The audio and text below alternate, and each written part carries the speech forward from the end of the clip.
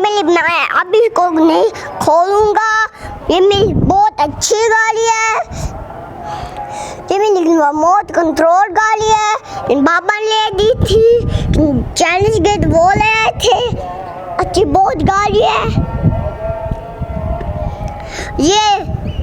ये वो है जो ना भी खोलूँगा ओपन कर लूँगा। ये बहुत कंट्रोल गाड़ी है। चलो मेरी तरफ देखें, मैं आपको खोल कर दिखाऊँगा। तब शुरू करते हैं। चलना होना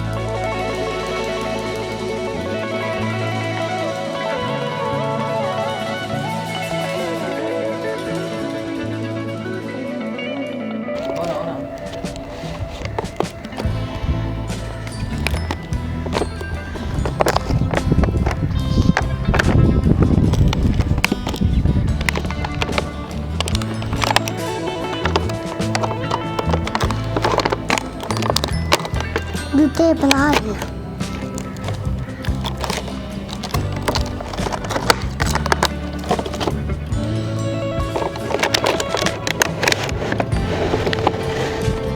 इन्हें चल मत दे।